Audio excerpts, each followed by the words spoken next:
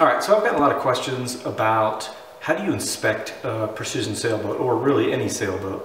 What are the things to look for if you're evaluating a used boat? So on the precision specifically, there's three areas that I think come up the most often. The first one is chain plates. So the two chain plates on the top of the cabin roof that the shrouds connect to are an area that gets a lot of stress, and so the sealant that seals it to the top of that cabin roof can become cracked. They can become loose, and then you get water intrusion, which will come into the cabin and start affecting the headliner inside the cabin. The second area is the cockpit drains, the scuppers, and where they exit in the transom. So where that through hole is in the back of the transom, if that area, if the seal gets broken there, if it cracks or dries out, then you're going to get water coming into the hull. So that's a common area as well. And then probably the third one is what's called the deck hull seal. And so that's an area where it's bolted down, the hull of the boat and the deck that comes on top of it. It's where they come together. It's covered by a rub rail, and often that area, again, if it's not sealed properly and if water intrusion starts getting in there, or if there's damage, if you hit something really hard, like a pylon or something, and then it separates, and then as water comes in, usually rainfall, it goes into the rub rail and then starts seeping into the boat and into the hull, and that's one of the ways you start finding water in your bilge. So those are probably the three precision specific issues, but there's a lot of things, and they apply to all boats, that you really need to look for. So one is the hull, right? Inspect the hull, get under the boat, look for any gouges, any soft spots, any serious damage to the hull itself, any evidence that it's been run into rocks or had some type of collision or anything like that. All of the through hull areas, so not just the cockpit drains, but also like your anchor locker drain, your bow eye, any of those areas need to be looked at, because those are very vulnerable areas because they're either below or very close to the water line. So all the through holes need to be inspected, and they need to be sealed very, very well. When you take a look at the keel, you want to inspect the keel. On the forward edge, the leading edge, there's likely to be some scratches, and that often occurs because the trailer is angled, and so when you're pulling the boat onto the trailer, sometimes the front of the boat will actually float over the bunks, the keel bunks. And when that happens, and then you start like pulling the boat in, it's rubbing against the brackets that hold the keel bunks.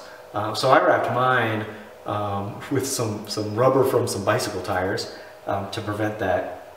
But you can see that mine has some scratches on it from the previous owner. So that's a common area. You just want to, again, make sure that they're not too deep, that it doesn't go into the core of the fiberglass. But again, most of that can be fixed with a little Marine Tex, and so that's not a huge problem. So you might want to get underneath the boat and check the centerboard. So that's an area that, because again, when it's down on the Precision 18, the boat draws about 4.5 feet, and so it's an area that often will take a collision, or if you forget to pull it up as you're putting the boat back on the trailer, you're grinding it on a ramp or something like that. So take a look at primarily the leading edge of the centerboard, and make sure that that's in pretty good shape. Pretty easy to fix. I mean, all these things are fairly easy to fix. Parts are still available from Precision, even though they're not making boats anymore. They still sell a lot of the parts, and they're available. And also Precision used major providers like Sea Dog, like Dwyer, like Force Spar. So a lot of those parts you can just get directly from the manufacturers. So on the deck, kind of on the perimeter of the boat, of course you want to check that rub rail. You want to check that hull to deck joint. You also want to check all the stanchions. So, just make sure they don't wiggle, make sure that they're sealed properly and secured. You want to check everything on the deck. You want to make sure that all the cam cleats still work, if the springs in them work, that they're still sealed to the deck. You want to check the mast tabernacle, so that's where the base of the mast fits onto the cabin roof. So another area you want to check out is the rudder. So the rudder blade, again, is another area it kicks up, but it's an area that often is going to contact with the ground or with rocks or other objects. So you want to check the rudder, make sure that it's intact.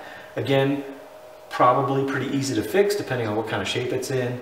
But one of the areas is also the pintles. So those are the stainless steel, basically base, the hooks that the rudder mounts to.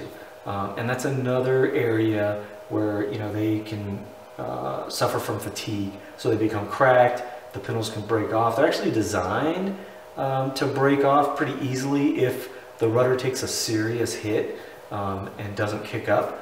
Then, instead of ripping an opening in the back of the transom, those little pins will break off. So it's designed to be kind of a light weld, but you definitely want to check that and make sure that they're still intact and in good shape. So another thing you want to check on the rudder is you want to make sure that it'll lock in the down position and that it'll lock in the up position. So there's a handle, a metal handle, that, lefty-loosey, righty-tighty, so you should be able to loosen it up, fully lift it, and then lock it down, and it should be able to hold it up. And then similarly, you should be able to loosen it up, put it in the down position, and lock it in that position pretty well. You don't want to pull on it too hard because you might break something like the rudder pintles, but something to take a look at. So another area you want to check is the bow. So the bow is an area that gets damaged fairly often on boats because of collisions with docks or other boats or other objects. So you just want to again check that area. There's likely to be some scuffs and scrapes, but you just want to make sure that it's still solid and that whatever's there is going to be repairable. Okay, you want to check the centerboard control line. If it's in the water, if the boat's in the water when you take a look at it, then that's easy. You just pull on it and see if the centerboard, if you can feel it coming up. In the P18 it weighs about 65 pounds, so you can tell when you're pulling on it and it's coming up. If it's on a trailer though, then it's going to be in the up position. It's going to be resting on the rollers of the trailer. But you do want to give that line a little tug just to make sure that it's actually tight, because that's another area where there can be a failure, is where the knot that ties the control line to the centerboard, that knot comes loose or the line breaks. So then if you pull on the line, it's just going to come right up. So you want to check that. So another area would be in the cockpit, the lockers. So there's two lockers on the Precision. One on the starboard side opens up actually into the cabin, and the other one is basically sealed. It's just a fuel locker. You have to pay special attention to the lids of the lockers. So both ends of those hinges need to be looked at. So make sure that where it's mounted to the boat, there's no cracks or separation, it's not loose. And then make sure that where it's mounted, where that hinge is mounted to the lid, likewise is not cracked or loose and there's no issues there. In the companionway, you want to check to make sure, one, that you have the board that goes in the companionway, but also on the hatch. Make sure the hatch does not have any cracks. Those are not available from Precision anymore. They are out of stock and they are not making them anymore.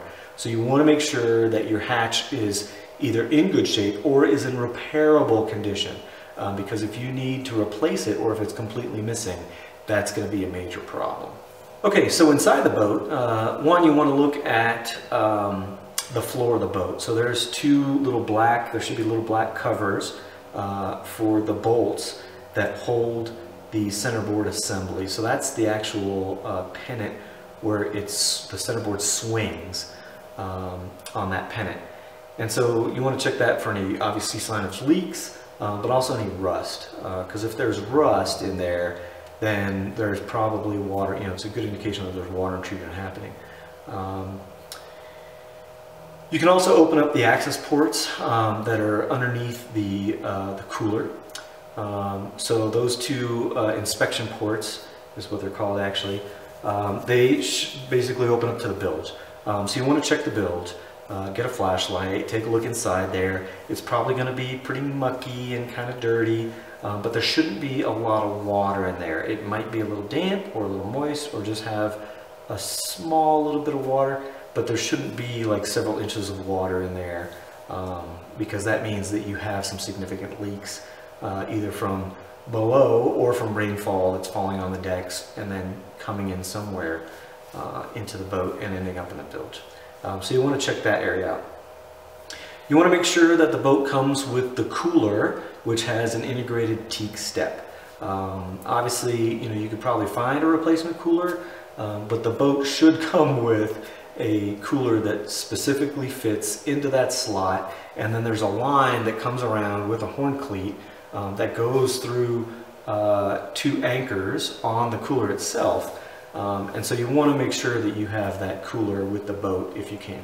So when you go into the cabin, because a common issue is water intrusion from some of the hardware that's mounted onto the cabin roof, you want to check all of the headliner. You want to check along the bulkhead. You want to check on, along both sides of the inside of the cabin, and look for any indications of staining or water damage. So there's also some areas in the boat underneath the cockpit. Basically, you have the quarter berths on either side, and then in between, in the middle, directly underneath the cockpit, there's a storage area right behind the cooler. You also want to check the area behind that little storage area in the very back of the boat, and it's kind of an unfinished area, and it has a drain that goes into the bilge.